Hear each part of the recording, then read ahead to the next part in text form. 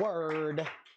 Word. Thank you so much for sharing that piece. All right. I'm gonna get on out y'all way before I be up here just talking for a long time. But I'm also supposed to secretly put this mic on the mic. So I don't know if that's gonna be suffice or not. That's working? The mic on the mic. All right, cool. All right. Yes. Say OPS. All right. Next up to the stage, please put your hands together for Lee Eros. Did I say that right? No. They gonna tell you the right name. They gonna tell you the right name. Give it up for Lee right now. It's Eros, like the god or the perfume, whichever comes first. Anyway. When given the opportunity to change my name, I was told it would cost the same amount to change the whole thing as it does just the first. Without much thought, I selected the last name Eros. Thought it flowed well. Lee Eros, a vowel-laden name that still finds its way to roll from tongues. Eros, god of love and sex. Erotic actually comes from his name. So you can imagine, after 5 years of being single, the last name Eros, the jokes start to roll in, first name alone. Funny how the god you chose is the opposite of everything you have going on right now. Eros is actually one of the oldest recorded gods. Primordial, much like the concept of sex and love itself, it is, and isn't it just like us humans to remove the love and distill it down to just sex? Erotic, hits like an arrow to the chest. Funny to me that Eros and arrow sound so similar, how love and pain can feel so similar, and how lonely it is to name yourself after a god of something you've forgotten how to embrace. I learned that Eros can also be a stand-in for self-love, that the name I chose seemingly at random had always been a prayer, for love starting from inside myself. From the arrow exit wound out into the world, I don't care if I ever see it back. The most erotic thing someone can actually do is feel themselves while people watch. So consider this a masturbation, a calling to a kink, an eros exhibition, an over-sexualized self-love perfectly reflective of the god I chose for how he rolled off of my tongue, and isn't that just the most transgender thing I could have done? How selfish of me to love myself when no one else would have, much like the selfishness of daring to name myself in the first place, having the audacity to be myself. When given the opportunity to change my name, I could have had any last name in the world. And I chose love.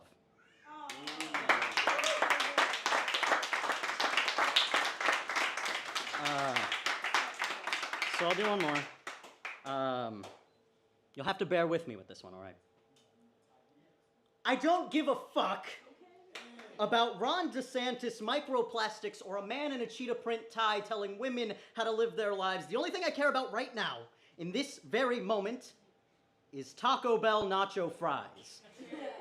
They're fries, covered in seasoning and served with a side of nacho cheese. This made by the same people who said, fuck it, let's make a taco out of Doritos. This fast food menu item has actually turned my life around. See, instead of eating a bullet laced in cyanide and Baja blasting my own brains out, I'm just eating nacho fries. What's your excuse? Our president's geriatric. They keep burning our books. The governor's a Nazi in Gucci heels. Shut the fuck up and go to Taco Bell. They can fix all of your problems. And don't give me that I only like Chipotle shit. How dare you? Taco Bell has had your back, and just because you have a little extra burrito money, you think you're too good for the little god of the fast food industry. Yeah, spoiler alert, it's never been McDonald's. It's Taco motherfucking Bell coming in for the little guy, making nacho fries $1 for the nectar of immortality. And yes, that nectar is nacho cheese. Now I know what you're thinking. Lee, are nacho fries really the end-all be-all of fast food consumption? And the answer is yes. And no, I'm not crazy. I'm depressed. The world's on fire, and the only good thing I could find in the sewage dump of reality was fries made by goddamn Taco Bell. And I'm clinging to nothing. Cheese dust covered fingers, trying to grab onto anything or anything that keeps me further from 6 feet under and closer to Liv Moss. And is that sad? Probably.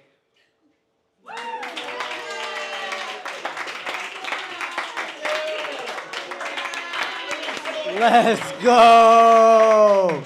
Every first and third Tuesday of the month. Let's go. All right. All right. Y'all enjoying yourselves? Yeah. Next time, bring a friend. Gosh, darn it. I know that's right. Anyhow, next up to the stage, I'm going to go ahead and get it on now. I want to please give a warm welcome. Put your hands together right now for my partner in poetry, type writing poetry, Avery. I know them. I know them. Let's go. Don't get mad.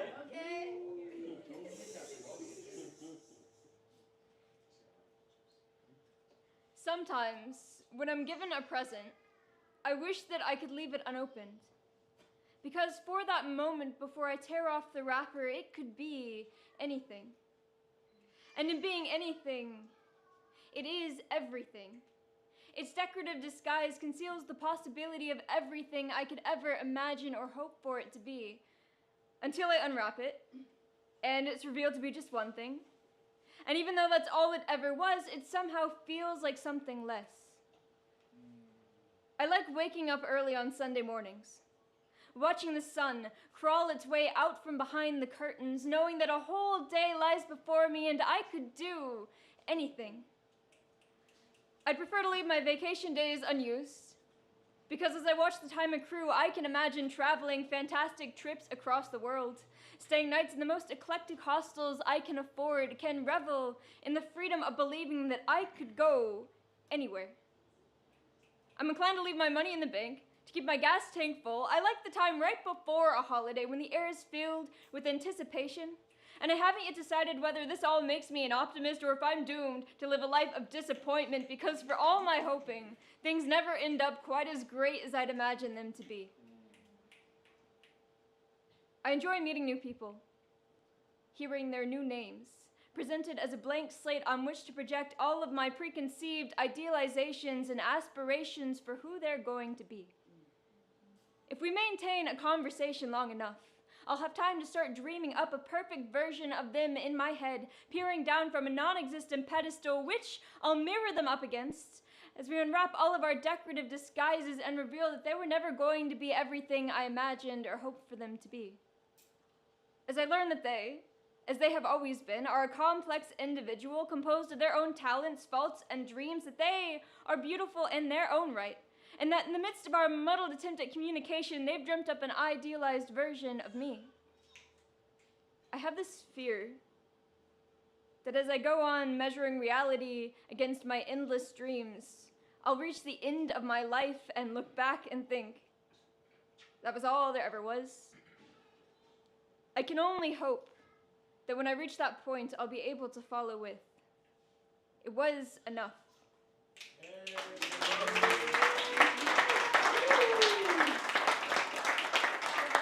Yes, yes. Wow, I love that poem. I love that poem. A triple dog dare you to do that again. Yeah, that's what I thought. Next up to the stage, please. Wait, first. What y'all think about my hair? I just want to know. The waves? I'm talking about, what about my taper though? I'm talking about my taper though. I just said. Anyhow, got my hair cut today. And my barber's in the house tonight. Hey. Not only that, a licensed barber. So he's been to school. And not only that, he can paint. And not only that, he's a poet. Please put your hands together right now for my brother, barber, poet, Jason Ty. Everybody, Jason Ty. And we're going to have to get you on the mic because, yeah, it's necessary. It's for the what's called, you know. Oh, Boom. yeah. Word. The acoustics is fire in here, so yeah. Yeah. What's going on, everybody? Y'all, how many can I do? 1, 2? Yeah, give us 2. Let's go. 2? All right, cool. So, all right, so I'm going to do a old piece to some of y'all, new piece to new faces. And then Old piece, new piece. I'll maybe do a new one.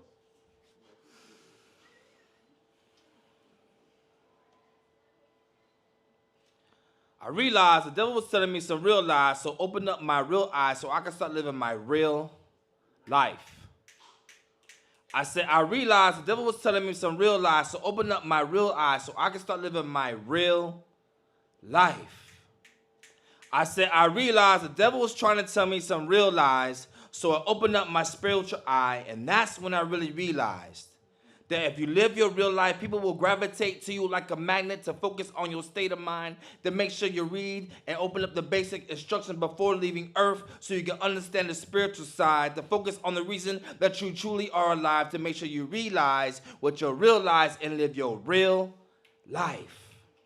And then everybody else will gravitate to you, to follow you in your dreams. You see, I was the only one not living my real life, but everybody else around me was living a real life. So I guess I had to get back to my state of mind and follow my faith the size of a mustard seed to get my mind, body, and spirit right or left. And it's okay to get down on your knees sometimes and fall. They say once you fall, the only other place to go is up. So I got back up and opened up my real eyes with my real eyes and lived my real life.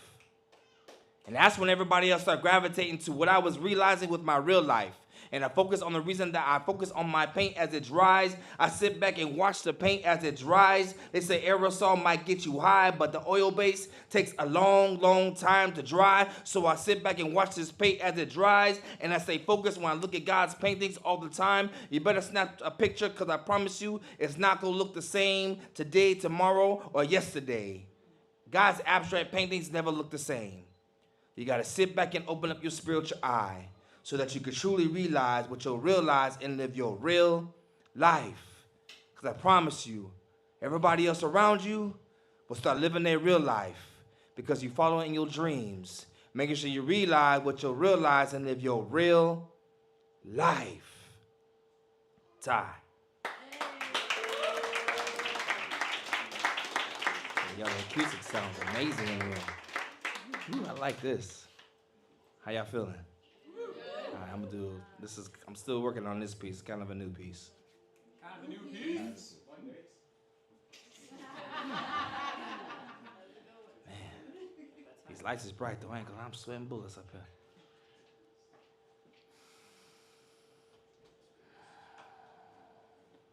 I had a dream. I had a dream. I had a dream just like Martin Luther King. Remember, I was 10 years old and I was asked who I look up to, and the first name that rolled off my tongue was Martin Luther King.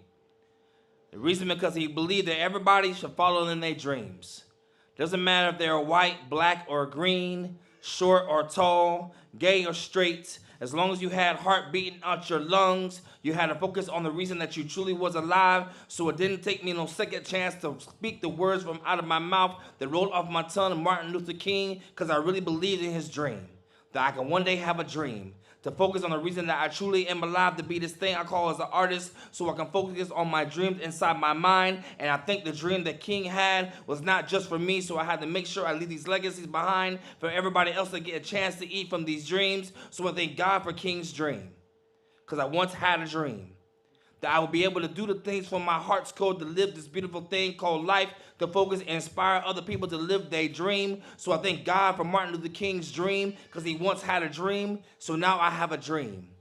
And stay focused on King's dream, so I can realize at the age of 10, the name that rolled off my tongue so quickly. I thank God for his state of mind and his mind and the dream that he had for everybody else in this thing we call life, to follow inside their dreams. So I thank God for King's dream, so I can really live my dream.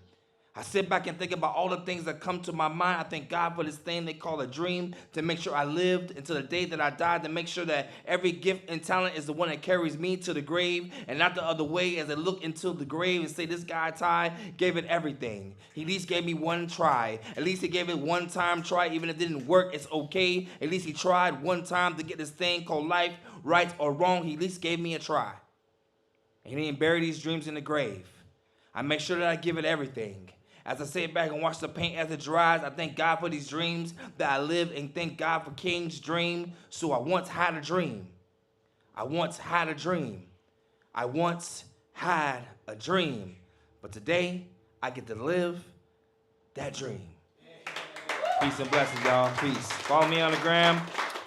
I am Jason Ty. Everything he said is true. I'm a barber, master barber at Floyd's. Not this one, Winter Park, but the other one on Mills. You know what I'm saying? The two popular shops. So holla at me, man. I do everything. You name it artistically. Holla at me. I am Jason Ty. I am Jason Ty. I am Jason Ty. Peace and blessings.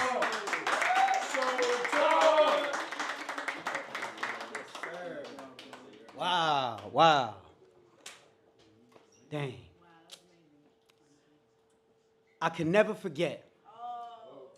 It was November 14, 2023. The poet laureate of Orlando's last day hosting, my brother Jason Ty had asked me, "Are you ready?"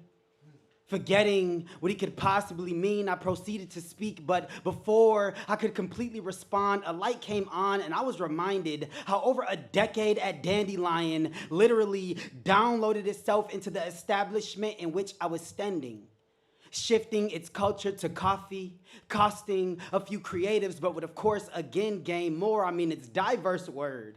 The open mic to come out on a Tuesday night for, and its allure would soon be for me to maintain, to keep alive, to lead, to thrive, a peace of mind for poets, comedians, and creatives alike to linger in laughter, aiding in creating yet another chapter as they gather just to give the gift of grace, gracefully placing smiles on face, adding happiness to each moment next.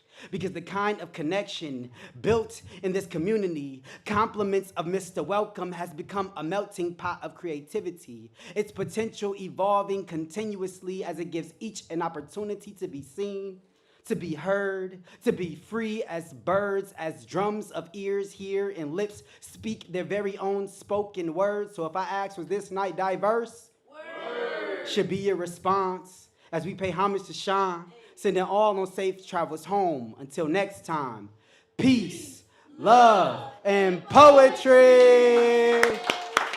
Thank y'all for coming out. I appreciate y'all greatly for coming out. Hopefully we see y'all again. Thank you to Tony and Christy for having us in this space. Thank you for this space.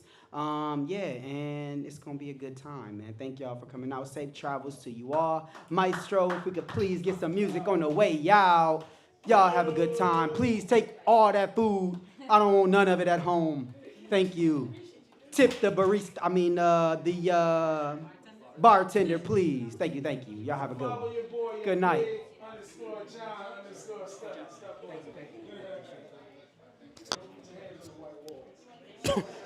Don't put your hands on the white walls. You take a picture of that? A little bit more, please, sir.